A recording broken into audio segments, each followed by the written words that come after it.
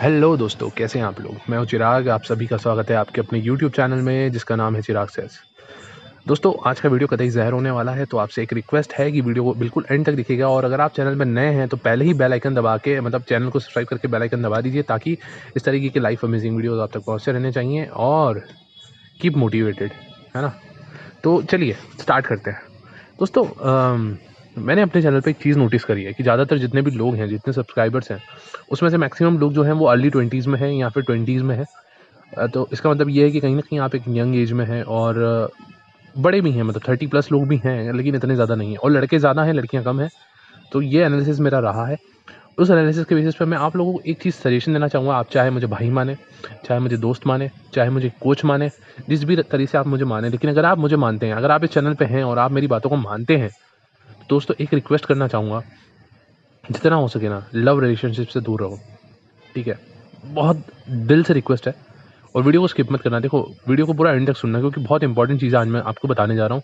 हो सकता है आपकी आँखें खुल जाएँ, हो सकता है कि आज आप ही के दिल की बात आप तक पहुँच जाए, जो काफ़ी टाइम से आपका दिल आपको बोलना चाह रहा है, लेकिन आप सुनते नहीं हैं, आप अनदेखा कर देते हैं।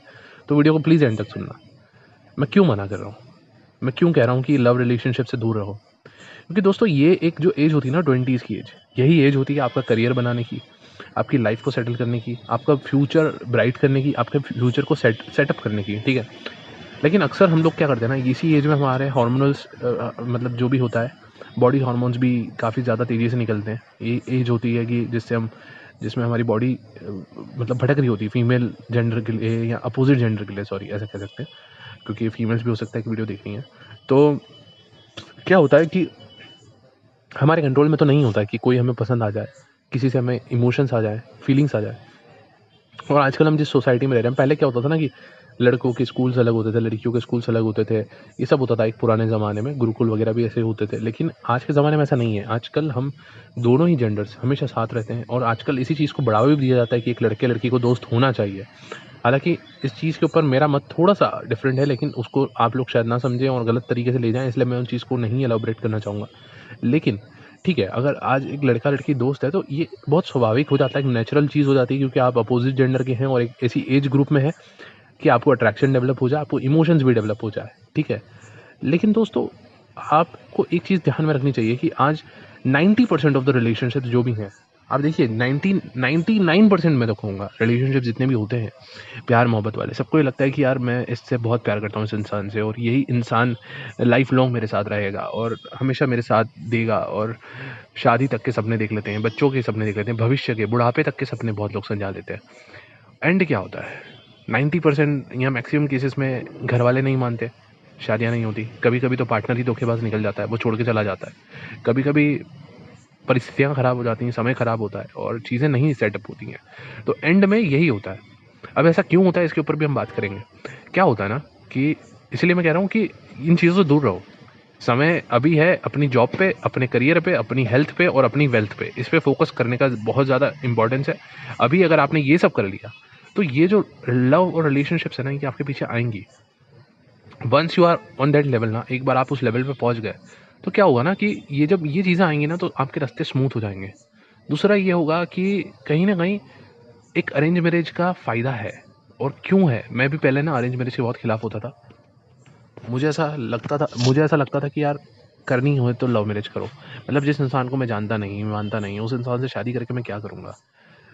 शादी तो उससे होनी चाहिए जिससे मैं जानता हूँ, जिसको मैं जानता हूँ कि वो इंसान सही है, प्यार है। मैंने अपने दिमाग में बहुत सारे थॉट्स बिठा रखे थे कि कहीं न कहीं लव क्यों अच्छा है, क्या नहीं है। और आज मैं जब ये चीज़ें बोलता भी हूँ, तो जितने लोग रिलेशनशिप में अभी हैं, उन लोगों को ये लगता है कि यार क्योंकि हो सकता है कि इसका पार्टनर ऐसा निकला होगा या इसके साथ ऐसा हुआ होगा, इसलिए ये इतनी कड़वी बातें बोल रहा है। हमारा पार्टनर ऐसा नहीं है। लेकिन मानो बात मेरी दोस्त, मेरी बात को मानो, जितने भी लोग रिलेशनशिप में होते हैं और जब रिलेशनशिप चल रहा होता है, हर उस इंसान को यही लग रहा होता है कि मेरा पार्टनर ऐसा नहीं है और मेरा रिलेशनशिप एंड करेगा। मैं मतलब एकदम वो बॉलीवुड के हीरो हीरोइन की तरह एंड में हमारी शादी होगी और सब कुछ सही हो जाएगा। लेकिन ऐसा होता नहीं है, 99% केसेस में ऐसा नहीं होता है। और उसके बाद ना बहुत मुश्किल हो जाता है ज़िंदगी में आगे बढ़ना, उन मेमोरीज़ के साथ में किसी और को उसकी जगह देना और चीज़ें करना। और दुनिया ना बहुत कमीनी है, इस पे भी हम लोग बात करेंगे वीडियो में आगे। लेकिन दुनिया इतनी कमीनी है कि मैं बता नहीं सकता। लेकिन अभी जिस टॉपिक पे हम लोग इस पे स्टिक करते हैं, अरेंज मैरिज क्यों इंपॉर्टेंट है पता है आपको? क्योंकि कहीं न कहीं क्या होता है ना कि इसमें आपके सामने आप भी यहाँ पे भी आपकी चॉइस होती है, ऐसा नहीं कि कोई बिल्कुल ही आ जाता है ना। आपके घर वाले 8, 10, 15 लड़कियाँ आपके लिए पसंद करते हैं अगर आप लड़के हो तो, और आपके पास फ़ोटोज़ आते हैं, आप उसमें से चूज़ करते हो जिसके प्रति आपको अट्रैक्शन फ़ील होता है, आप उसे चूज़ करते हो। चूज़ करने के बाद आप उसके साथ थोड़ी देर घुलते हो, मिलते हो, बातचीत करते हो, और उसके बाद फिर आप डिसाइड करते हो okay fine, let's go for it. फिर आप शादी करते हो। उसमें क्या है ना, आप जब शादी कर रहे हो, पहली बात तो आप लीगली भी फँस रहे हो, आप लीगली ऑफ़िशियल कर रहे हो कि हाँ भाई ये मेरा पार्टनर है। दूसरा ये कि आप पूरे समाज को, यानी कि आपके रिश्तेदार, आपके दोस्त, आपके यार, आपका मोहल्ले वाले, शहर वाले, स्कूल वाले, कॉलेज वाले, जॉब वाले, ऑफिस वाले, सब लोगों को आपको बता देते हो कि भाई साहब ये इसके साथ मैं कमिटेड हो गया हूँ। ठीक है। तीसरी बात, शादी करते हो तो शादी में लाखों का आपका इन्वेस्टमेंट होता है, ज़िंदगी भर की कमाई आप उसमें झोंक देते हो, सब कुछ चीज़ें कर देते हो। तो ये होता है कि अगर 2 साल, 3 साल, 4 साल के बाद अगर आपको ये फ़ील होने लगे कि सामने वाले से अब अट्रैक्शन फ़ील नहीं हो रहा, अब आपको वो मज़ा नहीं आ रहा जैसा पहले आ रहा था, क्योंकि कोई भी रिलेशनशिप हो ना, स्टार्टिंग में बड़ा मज़ा आता है। चाहे आप दोस्ती की बात कर लो, आप किसी किसी से भी दोस्ती भी हो जाएगी ना, शुरू में आपको बड़ा मज़ा आता है, लेकिन कुछ समय के बाद वो मज़ा जो होता है ना, वो कम हो जाता है। लेकिन फिर वैल्यू होती है कमिटमेंट की। क्या होता है कि यहाँ पे फिर अगर आपका झगड़ा भी हो रहा है, सामने वाले इंसान के साथ पंगा भी हो रहा है, तो आप ये सोचते हो कि यार ठीक है यार, मतलब क्या होगा ना कि अगर मैं छोड़ दूँगा, तो क्योंकि ऑलरेडी मेरी शादी हो चुकी है और सबको पता है, तो अब दूसरी शादी होना बड़ा मुश्किल हो जाता है। हम इंडियन सोसाइटी में रहते हैं, यहाँ पे अभी भी वो है कल्चर कि बड़ी आसानी से एक डाइवोर्स की शादी नहीं होती दूसरी बार, पहली चीज़। दूसरी चीज़ ये कि घर वाले इन्वॉल्व होते हैं, समाज वाले इन्वॉल्व होते हैं, सब कुछ होता है। तो ये सिनेरियो नहीं होता कि अच्छा ओके, आज कोई बंदी है मेरे साथ है और मुझे बोलती है कि भाई साहब मुझे आपसे प्यार है, मतलब पसंद है, और मैं तुमसे शादी करना चाहती हूँ। शादी कर ली, 2 साल निकल गए, 3 साल निकल गए, 4 साल निकल गए, अब इसके बाद उसको कोई और लड़का मिल रहा है जो मुझसे और ज़्यादा अमीर है या अच्छा है या गुड लुकिंग है या व्हाटएवर है यार, उसको उसके प्रति इमोशंस आ गए, प्यार आ गया, जो भी आ गया, और अब वो इंसान सोचता है कि नहीं अब मैं इसको छोड़ूँ, वहाँ चला जाऊँ। उसको पता है चूंकि हम शादी कर चुके हैं और चीज़ें इतनी हो चुकी हैं और बातें इतनी आगे बढ़ चुकी है, और अब हम ऑफिशियली बच्चे बच्चे में पैदा कर चुके होते हैं ज़्यादातर शादियों में, और नहीं भी हुआ जो भी है, तो कहीं ना कहीं एक डर होता है कि भाई साहब अगर हम ये स्टेप उठाएंगे तो कहीं ना कहीं समाज में हमारे कैरेक्टर के ऊपर थू थू होगी, हमारे ऊपर लोग क्वेश्चन उठाएंगे कि कैसा इंसान है ये। ठीक है। लेकिन क्या होता है ना कि लव रिलेशनशिप में क्या होता है, हम एक विल से आए हैं। ठीक है, मैं किसी बंदी के साथ कमिट हुआ हूँ, ये मेरी विल है, मेरी इच्छा है। ठीक है। अब उस इंसान ने कोई मेरे को ऐसा कोई स्टैम्प पेपर पे लिख के नहीं दिया है कि मैं तुम्हारे साथ साथ निभाऊंगी। ठीक है। दूसरा ये कि उसकी 4 सहेलियाँ जानती हैं मेरे बारे में, और मेरे 4 दोस्त जानते हैं उसके बारे में कि हाँ भाई ये मेरी भाभी है और वो मतलब ये हमारे जीजू हैं। ठीक है। लेकिन एंड क्या होता है ना कि आज मतलब किसी को नहीं पता, ना हमारे घर वालों को पता है, ना रिश्तेदारों को पता है, ना समाज वालों को पता है, ना शहर वालों को पता है, ना कॉलेज वालों को पता है, किसी को नहीं पता है। तो जिस मोमेंट हमने डिसाइड कर लिया कि भाई हमें छोड़ना है, तो हम छोड़ देंगे। क्यों? क्योंकि हमने कहा अच्छा ठीक है, वहाँ अच्छा मिल रहा है, छोड़ो यार क्या फ़र्क पड़ता है, अपनी सहेलियाँ ही तो हैं, उनको हम समझा देंगे। उसके उसके दोस्तों से तो हमें कोई लेना देना ही नहीं है, भविष्य में बात ही नहीं करेंगे। उनको जो सोचना है सोचते रहें। हम हमारी सहेलियों को समझा देंगे कि इंसान ही घटिया था, इंसान ही ऐसा था, ये तो वैसा ही था, और छोड़ देंगे। और हमारी सहेलियाँ तो हमारी सपोर्ट करेंगी ना। तो ये बात ऐसे होती है। इसीलिए 90% रिलेशनशिप इसी चक्कर में खराब हो जाते हैं, क्योंकि यहाँ पे आपकी विल होती है। आपकी आज किसी के साथ इच्छा हो गई है, कल कोई बेटर इंसान मिल गया, क्योंकि देखो दुनिया बहुत बड़ी है मेरे दोस्त, छोटी नहीं है।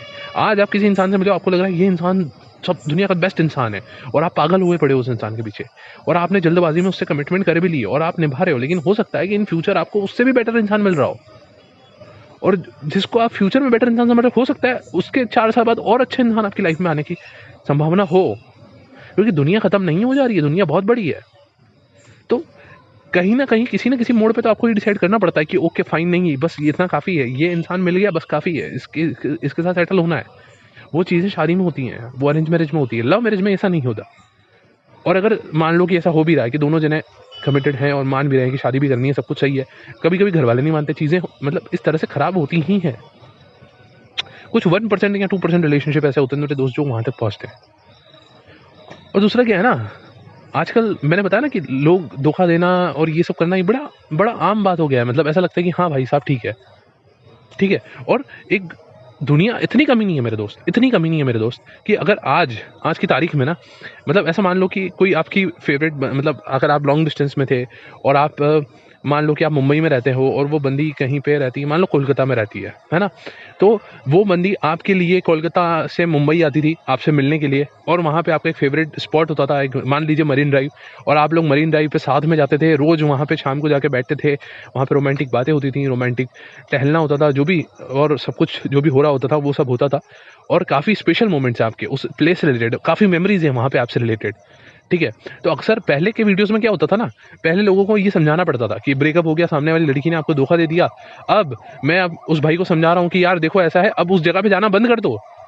वो भाई साहब देवदास बन के अभी भी उसी मरीन ड्राइव पे जाके बैठ रहा है और उसकी यादों को जी रहा है और फिर रो रहा है। तो उसे समझाना पड़ता था कि बेटा मत जाओ, मत जाओ, मत जाओ, मत जाओ। पर अभी सिनेरियो क्या हो गया पता है, दुनिया कितनी कमीनी हो गई है। अभी ऐसा हो गया कि मान लो कि फिर वो लड़की ब्रेकअप के बाद, चूंकि अब आपने तो वो जगह छोड़ दिया, आप अब वहां नहीं जा रहे हो, ठीक है, लेकिन वो बंदी ब्रेकअप के बाद कोलकाता से शिफ्ट होकर मुंबई आ चुकी है, क्योंकि उसका नया बॉयफ्रेंड मुंबई में ही रहता है। लेकिन तब जब आप चाह रहे होता था ना कि जब आप रिलेशनशिप में थे, आप उसको बोलते थे कि मुंबई आ जाओ, यहीं शिफ्ट हो जाओ, बार बार आती हो जाती हो, इससे बढ़िया यहीं शिफ्ट हो जाओ, यहाँ पे हम लोग साथ में रहेंगे, बड़ा मजा करेंगे। तब वो आती नहीं थी, वो बोलते थे मेरे घर वाले नहीं मानेंगे ये वो, और अभी वो शिफ्ट होके वहां पे पहुंच गई है।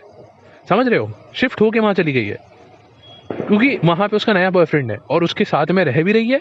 और रोज शाम को वो लोग जाते भी वहीं है, उसी मरीन ड्राइव पे जहां पे तुम लोग जाया करते थे, और वहां पे वही हरकतें कर रही है जो तुम्हारे साथ करती थी। अब तुम्हारा खून सड़ रहा है, तुम्हारी आत्मा जल रही है, तुमको लग रहा है यार कैसे लोग हैं, कितने निर्दयी लोग हैं। पर मेरे भाई दुनिया ऐसी ही है, दुनिया ऐसी ही है और ऐसा ही है। एक चीज बहुत कड़वी बता रहा हूँ दोस्त, तेरी वैल्यू जो है ना, वो केवल और केवल तेरी वेल्थ, हेल्थ और करियर, इससे ही है। ठीक है। तो आज जिंदगी में तुम जो भी समझ के बैठे हो ना कि हाँ भाई साहब, किसी पे भरोसा करके बैठे हो कि ये मेरा अपना है, ये मेरे साथ नहीं छोड़ेगा, लिखवा के ले लो। कल तुम्हारा करियर चला जाता है, हेल्थ चली जाती है या वेल्थ चली जाती है, इन तीन चीज़ों में से कुछ भी तुम्हारा खराब हो जाता है ना गंदी तरीके से, तो कुछ दिन वो लोग तुम्हारे सपोर्ट करेंगे, वो सोचेंगे कोई बात नहीं, समय है, बीत जाएगा, वापस सब सही हो जाएगा। कुछ कुछ दिन सपोर्ट मिलेगा, कुछ दिन और बीतेंगे, उसके बाद फिर वो लोग चिड़चिड़ाने लगेंगे।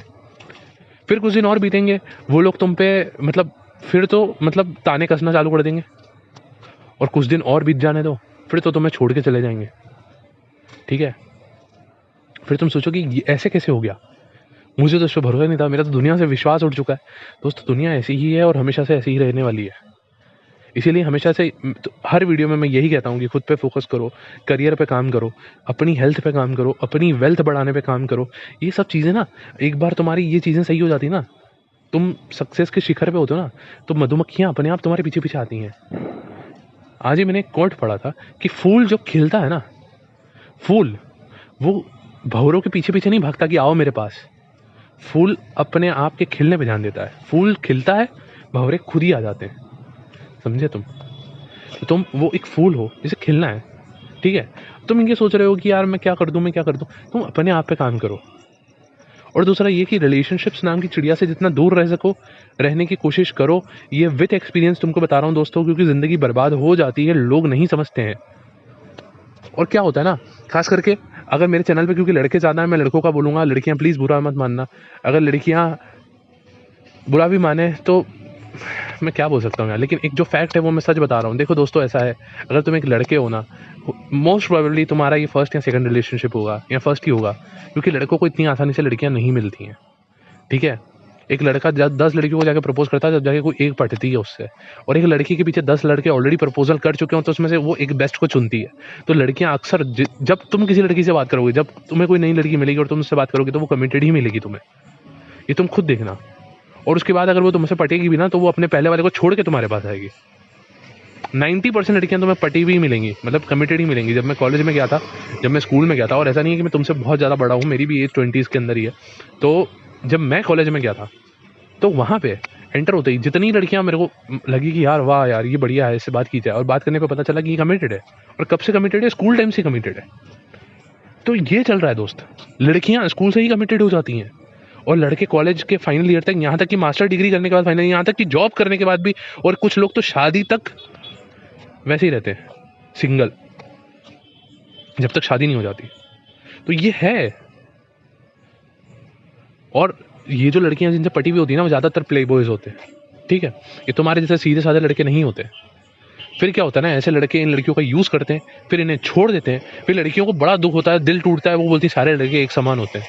लेकिन उसके बाद फिर वो किसी और ऐसे ही चक्कर में पड़ती है, और उसके बाद फिर किसी और में ऐसी ही पड़ती है, और एक या दो या तीन बार ऐसा होने के बाद ना, वो लड़की खुद भी ऐसी ही हो जाती है। उस लड़की का भी सीन यही हो जाता है कि अब उसके इमोशंस उसके जीरो हो चुके हैं। अब उसको भी लगता है कि अच्छा दुनिया यही है, दिल तोड़ना आसान है, मूव ऑन करना आसान है, एक जगह से दूसरी जगह टप्पा मारना आसान है, जो सही नहीं लगा यहाँ से उठ के वहाँ चले जाओ। और वैसे भी women are an emotional being, वो तुम्हारे साथ है क्योंकि उसके इमोशंस है तुम्हारे साथ में, और इमोशंस इंसान के कभी भी स्टेबल नहीं रहते, कभी नहीं रहते। आज तुम्हें कोई चीज़ पसंद है, हो सकता है कल तुम्हें ना पसंद हो, और हो सकता है कि परसों तुम्हें बहुत ज़्यादा पसंद हो। और क्योंकि फीमेल जेंडर जो है वो इमोशन पे काम करता है, इसीलिए आप देखेंगे कि आज लड़की का तुम में इंटरेस्ट है, कल उसका इंटरेस्ट गायब हो जा रहा है, परसों फिर आ जा रहा है। लड़कियां बहुत अनस्टेबल होती हैं इमोशंस के मामले में, और इसीलिए अक्सर लड़कियां ही लड़कों को छोड़ती हैं, लड़कियां ही लड़कों को धोखा देती हैं, ज़्यादातर ये होता है। अब मैं ये नहीं बोल रहा हूँ कि लड़कियां खराब हैं या बुरी हैं, लड़के भी करते हैं दोस्तों, ऐसा नहीं है कि सिर्फ लड़कियां ही ऐसी हैं। लेकिन ज़्यादातर केसेस में, जितने मैंने भी मेरे चैनल पे सुने हैं, मैक्सिमम केसेस में, और ज़्यादातर जितने भी ये रिलेशनशिप रिलेटेड चैनल्स हैं ना, उसमें ज़्यादातर सब्सक्राइबर्स लड़के ही हैं, और वही सोच रहे हैं कि कैसे मैं अपनी एक्स को वापस लाऊं। क्योंकि बड़ी मुश्किल से 10 लड़कियों में से कोई एक लड़की मिलती है उनको, और वो लड़की भी जब छोड़ के चली जाती है ना, तो फिर उनका दिमाग वहीं अटका रहता है कि वापस से 10 लड़कियों के पीछे कौन भागेगा एक पटाने के लिए। लड़कियों का ऐसा सीन नहीं होता मेरे भाई। लड़कियों का क्या होता है, आज किसी ने छोड़ दिया तो कल दूसरा तैयार ऑलरेडी बैठा हुआ है, वो तो पहले ही वेट कर रहा था, समझ रहे हो। तो इसीलिए लड़कियां इतनी अनस्टेबल होती हैं, इमोशंस एक जैसा नहीं रहता है। इसलिए एक सजेशन ये है कि रिलेशनशिप्स के चक्कर में पड़ने के बजाय, जब शादी का टाइम आएगा तब घर वालों की इच्छा से जहाँ मर्जी पड़े वहाँ शादी कर लेना, उसके बाद वहाँ कमिटेड रहना, वहाँ अच्छे से निभाना, वहाँ अच्छी चीज़ें करना। इससे पहले ये जो समय है ना, इसमें अपने आप को कुछ ऐसा बनाने में लगा दो कि इन फ्यूचर जब तुम्हारी फाइनली शादी हो या कोई इंसान तुम्हारी लाइफ में है, तो वो इतना खुश रहे, उसको सही लगे कि यार क्या इंसान मिला है यार, और क्या लाइफ है। और देखो, ये बात जेनेटिकली प्रूव्ड है कि लड़कियां कहीं ना कहीं, मानो या मत मानो, देखो प्यार व्यार, कभी किसी लड़की को तुमने देखा नहीं होगा कि उसे सड़क चलते एक भिखारी से प्यार हो जाए। तो ये तो भूलना भूल ही दो कि प्यार बस नज़रों में हो जाता नहीं। अपनी लड़कियां अपनी बराबरी का लड़का ही ढूंढती हैं, कि लड़का बराबरी का हो या उससे ऊंचा ही हो। ठीक है, अगर लड़की 10,000 कमा रही है तो वो ढूंढेगी लड़का भी 10 कमाता हो या 10 से ज़्यादा ही कमाता हो। वो 5,000 वाले लड़के से शादी नहीं करेगी, ये लिखा के ले लो। और ये मेरा खुद का एक्सपीरियंस किया हुआ है मेरे भाई, तो मैं मुंह पे बोल रहा हूँ। और किसी लड़की को बुरा लगे तो मैं क्षमा चाहता हूँ, लेकिन यही सच है, और ऐसा होता है। और कई लड़कियों ने तक मुझे ये बात बोली है, जो मेरी दोस्त हैं, उन्होंने भी ये बोला है कि हाँ ऐसा होता है, लड़कियां इसी तरह से ही चूज करती हैं लड़कों को। इसीलिए हमेशा जितने भी चैनल पे लड़के हैं, उनसे तो बहुत स्पेशल रिक्वेस्ट है मेरी कि लड़कियों के पीछे भागना बंद कर दो। लड़कियों के पीछे जो लड़के भागते हैं, लड़कियां ऐसे लड़कों को पहले तो कभी भाव नहीं देती हैं, और कभी तुम्हारी गर्लफ्रेंड नहीं बनेंगी। दूसरा ये कि जिस दिन तुम खुद कुछ ऊंचाई पे पहुंच गए ना, तो ये लड़कियां खुद, इनको खुद तुमसे प्यार कैसे हो जाएगा पता ही नहीं चलेगा तुम्हें सोचोगे यार मुझे में ऐसा क्या है कि मुझसे प्यार करती है। लड़कियां प्यार इंसान से नहीं करती, लड़कियां इमोशनल भी हैं। लड़कियों को पावर पसंद होता है।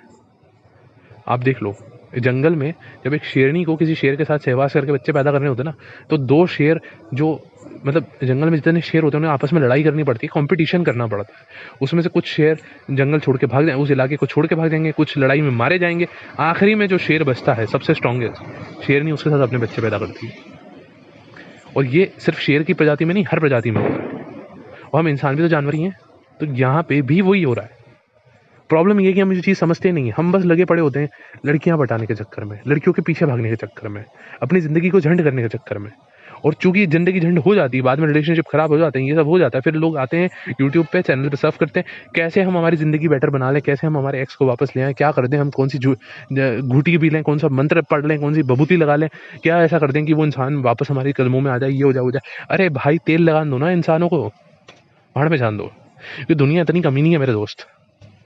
कल जो जो वादे तुमको उस इंसान ने किए, कल जो जो बातें उस इंसान ने तुम्हारे साथ करी, कल जिस दिन होटलों में वो तुम्हारे साथ गया था सोने के लिए, आज वो इंसान उसी जगह पे जाकर किसी और के साथ भी सो लेगा, उससे फर्क नहीं पड़ेगा। तुम सोचते रह जाओगे कि यार इसमें इतने भी इमोशंस नहीं है, कम से कम होटल तो दूसरी चूज कर लेता, यहाँ तो हम गए थे, उसको मेरी याद नहीं आई होगी वहां पे ये करते समय, वो करते समय। पर नहीं आती मेरे दोस्त, दुनिया यही है ना, समझ नहीं रहे हो तुम लोग। और मैं कितना समझाऊं यार, मैं हर वीडियो में समझाता हूँ, फिर भी लोगों के मेरे पास मैसेज आते हैं और लोग बोलते हैं मेरे साथ ये हो गया, मेरे साथ वो हो गया, मैं क्या करूं। और जो बता रहा हूं कि ये करो, तुम करना नहीं है। हाँ, आई एम सॉरी फ्रेंड्स, बहुत लंबा खींच दिया, बहुत ज़्यादा ज्ञान दे दिया यार। मेरा खून जलता है यार मैं जब देखता हूँ ना, खास करके लड़कों को। और लड़कियां भी हैं परेशान, ऐसा नहीं है लड़कियां नहीं परेशान है, पर लड़के बहुत ज़्यादा परेशान हैं। और ये मतलब बहुत ज़्यादा हो रहा है आज के ज़माने में ना। लोग इतने निर्दयी होते जा रहे हैं, इतनी हरकतें जो कर रहे हैं ना लोग, मेरे पास जो आ रहे हैं दुखड़ा रोते हैं, मेरे साथ ये हो गया, मेरे साथ वो हो गया, बहुत मन दुखता है, बहुत दिल दुखता है। मेरे को ऐसा लगता है कि यार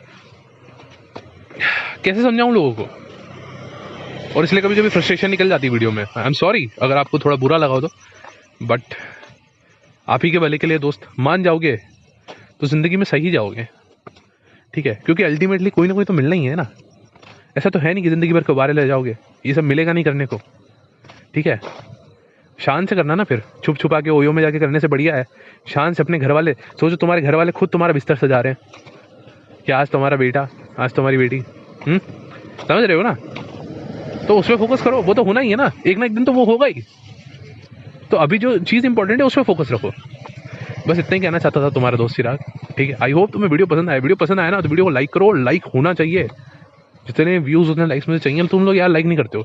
दूसरा ये आजकल व्यूज़ भी नहीं दे रहे हो, ना नए सब्सक्राइबर आ रहे हैं। मेरे को बोरियत होने लगी है, अगर मेरे को ज़्यादा परेशान किया हो ना देखो तो मैं वीडियो बनाना बंद कर दूंगा, क्योंकि मेरे को क्या बोलूँ ठीक है बनाऊंगा वीडियोस, पर यार मेरे को भी यार देखो दोस्तों मेहनत लगती है एक वीडियो बनाने में। मेरी खुद की करियर है, जॉब है, रिस्पॉन्सिबिलिटीज़ हैं, उसमें से उसके बावजूद अपना समय निकाल के मैं आप लोगों के लिए ये करता हूँ।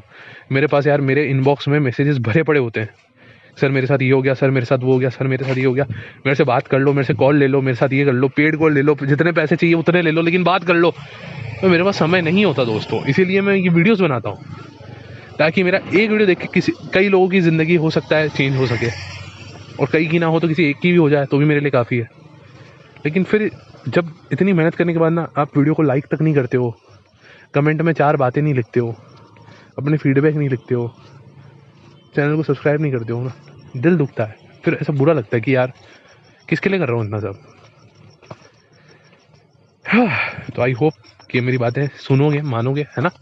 चलो गाइस मिलते हैं नेक्स्ट वीडियो में। जो भी आप चाह रहे हो कि अगर नेक्स्ट टॉपिक किसी स्पेशल टॉपिक पे चाह रहे हो तो कमेंट सेक्शन खुला है, लिख सकते हो, है ना? बाय।